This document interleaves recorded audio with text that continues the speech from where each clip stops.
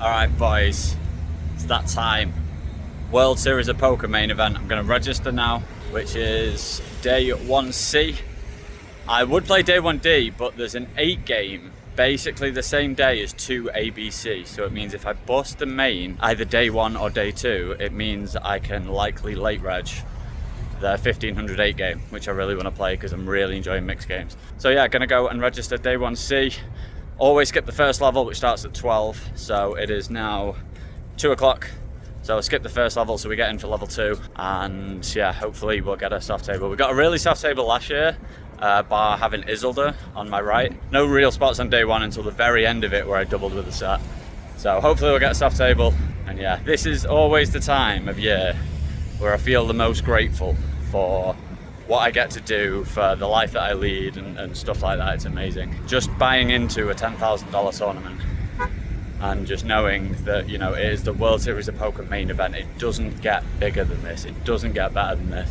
So thank you everybody that supported me over the years. If it wasn't for you guys, might not be here. Who knows? So thank you. If you enjoy the content, make sure you subscribe and let's see if we can get a run. What's happening, guys? Welcome back to the final vlog from the 2024 World Series of Poker. And here it is, the big boy, the $10,000 main event. Quite literally the biggest and best poker tournament of the year. There's not a poker player alive who hasn't dreamt of winning this one. And so after a swift bust out in the 1700 moneymaker covered in last week's vlog, we head over to the Horseshoe and register using the fast track kiosks. These are sick, by the way. You can top up an online account using cash or cards, like at any time, and then you buy in online and print out your own ticket. So you save time and you skip the queues for like most events. Now, it's not going to look like much from here, but trust me, that atmosphere is palpable. No poker tournament comes close to the World Series main event. So all players start with 60,000 chips. We get in at level 2, where the blinds are 200, 300. So we've got 200 big blinds.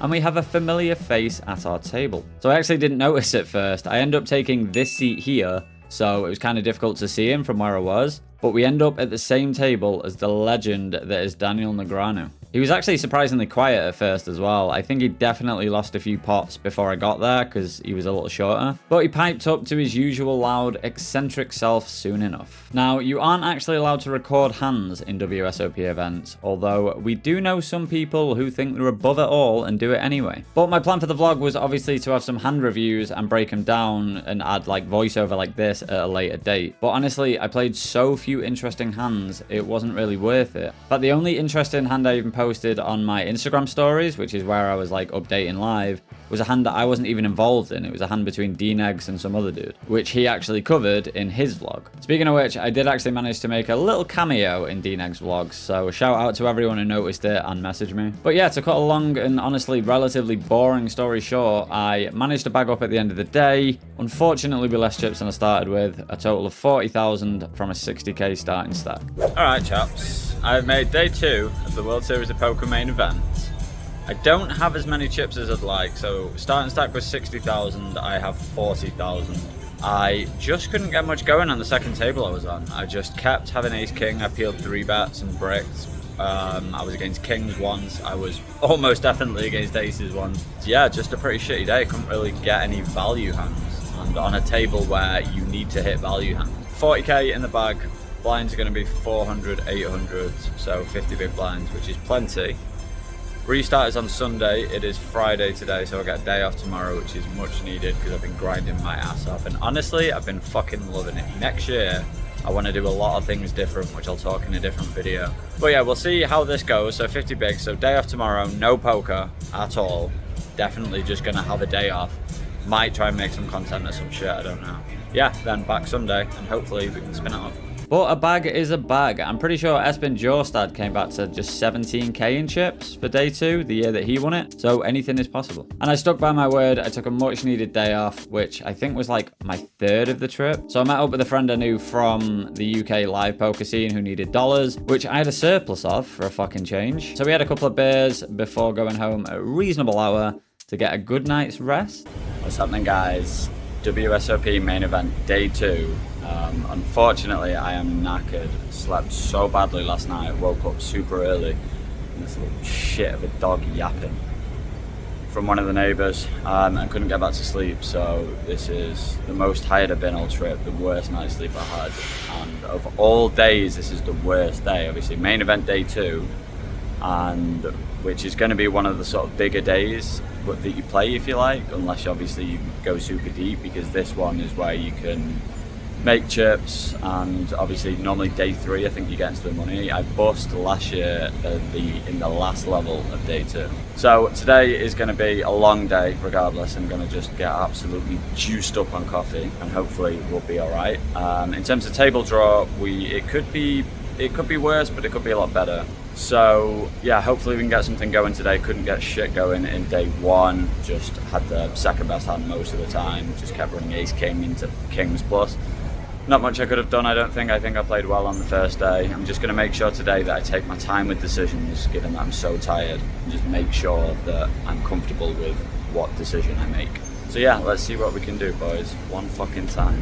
So after the worst night's sleep of the trip, we make our way back to the Horseshoe for what will hopefully be quite a long day. So I did get to play in the grand ballroom though, where the feature table is, and let me tell you, there's just something different about playing in this room. The lighting, the cameras, you got all the past main event champions on the wall. It's something else. And you guys know me, I'm not the biggest fan of playing live poker in general, but here in this room, playing the main event, I mean, you can't help but just get goosebumps. Anyway, we make our way to our seat where we hope we're going to be spending many hours in. I did have fellow ACR teammate Hey Monya on our table for company, but besides her, it was a pretty soft looking table. A few guys had some decent cashes, but no like big names. The blinds restarted at 400, 800, so did still have 50 big blinds to work with, and so we're hoping for a more interesting day than day 1. So I didn't play many hands for the first 2 hours for the first level. I don't think I won any interesting pots. Had about 40 big blinds, maybe a little less, when we pick up the best hand in poker. Blinds are 500, 1,000. We start the hand with around 40,000. And we open 7-8 of clubs to 2,200. So some of you will know this is my favorite hand. And the big blind, who is not someone I recognize, if I remember rightly, he had like close to $1 million in live earnings. So not exactly a huge name, but someone that's definitely been about. Flop comes down ace-8-3 with 2 hearts, big blind checks, and I fire out a c-bet of around a third pot. Villain takes a few seconds and then elects to raise to 8,000. And I think we have a close decision. Honestly, I think I can just fold here, but seeing as that Villain had a much bigger stack than me, I figured maybe he's messing around a bit. So I think I'll just call and see what he does on the turn. Turn comes the 7 of diamonds, giving us 2 pair and putting a second flush draw on the board. And Villain very quickly goes all in. So he's shoving for around 30k effective, a pretty big overbet shove here. And I go into the tank. Now, if we're playing a $50 MTT online, obviously I'm just going to snap this off with basically no thought, and if we lose, so be it. But in the main event, we have a lot more to consider. And not just because it's a bigger buy-in, but because there's more recreationals, a lot of people are going to bluff less, etc. So in terms of value range, I don't really expect Sets to do this at all. He's never going to have aces anyway. 2 pair is the most likely hand category shoving for value, I think, with a big emphasis on ace-3. I don't really expect to see ace-8 much here, given it needs less protection and we have an 8 block in the hand, and the fact that the hand blocks, you know, hands that we're going to continue with. Maybe there's a world where he has the one combo of 8-3 suited, and honestly there's a possibility that he has a hand like ace king. It's not that unreasonable to see ace king flat in the main event early in day 2 and then just go blasting on an ace high board. So I figured the most likely value hand we're going to see is ace 3, and even if he has pocket 3s, we still have the same amount of outs against that. We have 4 outs, and with the board being so wet, there's just a ton of flush draws that turn straight draws that turn flush draws, and like pair plus draw combos. So after about 3 minutes, I decided to call all in for my tournament life. I thought about it and decided in my head I was going to see ace 3 pretty often, and that I'm okay with that. But after slamming my chips in the middle, big blind turns over ace 8 to leave us with just 2 outs going into the river. And no help on the 6 of diamonds river, and just like that, we are out of the World Series of Poker main event in the second level of day 2. So in hindsight, I actually really dislike my play in the bust out hand, and I am certain that lack of sleep factored into it. Yeah, you can argue it's a cooler, argue that, you know, if we're calling on the flop, we should never fold the turn, but I honestly don't think your average opponent in the main event is going to find enough check raise bluffs never mind just like snap over bet jam the turn. And then pair that with the fact that we can just fold the flop to avoid these situations. Honestly, I think it's a bit of a torch. And let me tell you boys, there is no feeling quite as demoralizing in poker as busting the World Series main event, especially if you're not happy with how you played. But as my wonderfully supportive girlfriend told me straight after I bust the main, life goes on. And in Vegas for the World Series, it most certainly does. So we get straight back on the saddle for the $1,500 8-game mix. And honestly, I couldn't get much going, so not really anything to record. I bust a couple of hours after regging. So after a very depressing day, I had myself an early night to get some much needed rest. Because I know you got her in this one.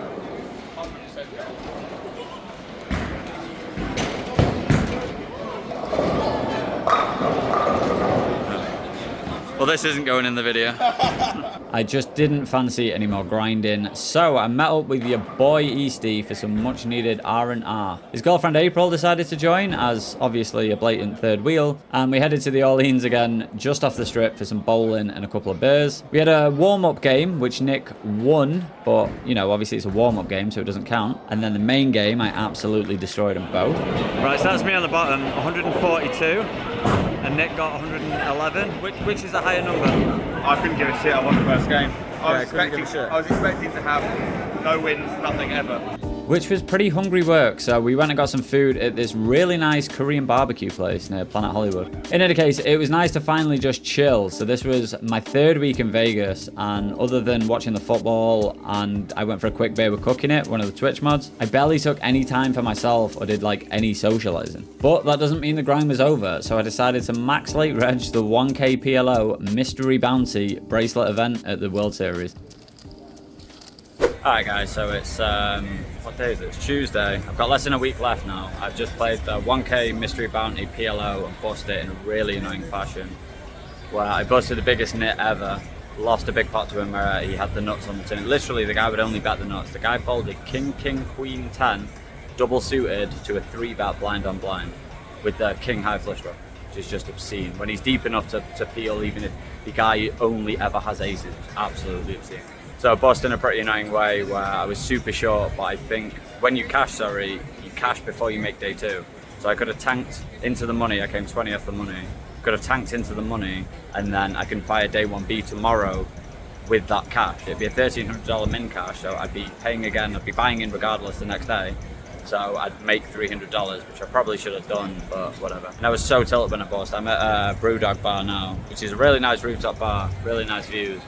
But most tilted I've been all series, and it's one of the lower buy-ins I played. And I max late regged it, so it's not even, you know, I shouldn't be tilted because I max late reg a PLO.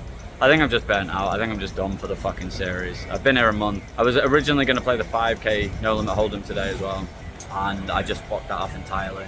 Then I went to go play cash. I was on the waiting list for too long. I fucked that off, so I think I'm just done. I think I'm just GG'd, to be honest. There is a 3K H.O.R.S.E in a couple of days, which I'm super excited for. It does mean that basically I played no cash games to strip. I've had 3 days off in total. One of them was yesterday because I was so tired, and I've only managed to play 3 cash game sessions there, so I've really fucking grinded. So lots of things to learn from this trip, a lot of things to learn. The main one being I'm going to play day 2 of the main event next time. But I am very grateful, guys. There's worse places to be. Hopefully we'll get a run in the 3K H.O.R.S E. As soon as we've won a H.O.R.S E tournament, I'm well excited for that one. All right, might be a bit loud in here. Just got to Paris on my way to register the 3K H.O.R.S E, which, besides the main event, is probably the tournament I've been most looking forward to playing for the entire series. It's getting towards the end of the series, and I'm pretty burnt out. I'm done with No Limit Hold'em. This is going to be the last tournament I play, I think, unless I play more mixed games. But yeah, 3K H.O.R.S E, super excited for it. It's only the 3rd live horse tournament I've ever played, but the 2nd one I managed to win. So this one, I'd prefer to win this one because it's going to be a bracelet. I think there's only going to be about 300 or 400 runners max. So of all tournaments to win a bracelet, this has got a better shot. So yeah, hopefully we'll run as good as we did last time. Let's get it, boys. And after playing with yet another legend of the game, Patrick Leonard, aka Pads, I did manage to bag up nearly 70k in chips for day 2 from a 40k starting stack. But with only 140 players bagging for day 2, you're saying there's still a chance to snag a WSOP bracelet. Oh my god, man, what a day. So I've bagged up, I've made day 2 of the 3K H.O.R.S E. with 68.5k from 40k starting stack. We peaked at about 90k, however, I got fucking scammed in Raz. I ended up losing most of my stack and I was down to 12k. So 12k and we're in the last level of the day. So there's 3 hands to go. We're playing stud, 3 hands to go, and I've got 12k from 40k starting, and the limits are 2.5k, 5k, so I've got fucking 2.5 big bets, so I've got nothing. Playing stud, I get an ace. Basically doesn't matter what my other cards are, with all the dead cards, I can just raise and get it in. I have like ace jack 4. I raise, guy calls, guy squeezes, I rejam. Basically get it in, so the other guy folds, so I win a bigger part and he folds. No, that was the second to last hand of the day, sorry.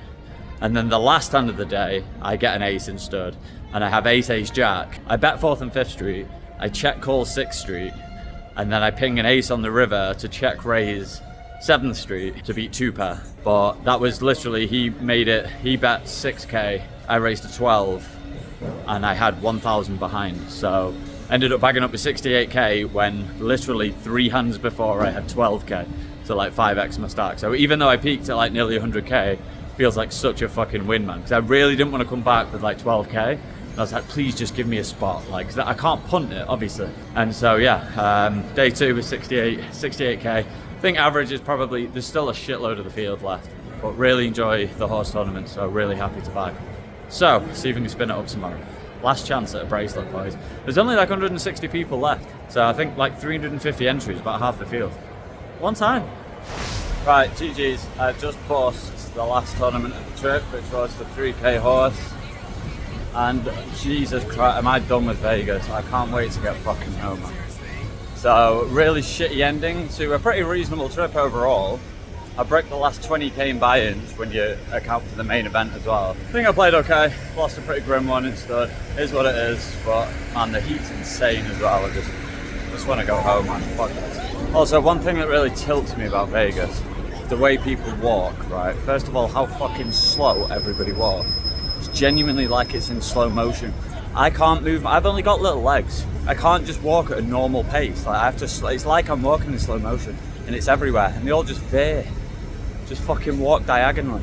It's honestly the most tilting thing. When it's busy, oh my God, it's unbearable. Last tournament of the trip, I don't want to look at another fucking card again.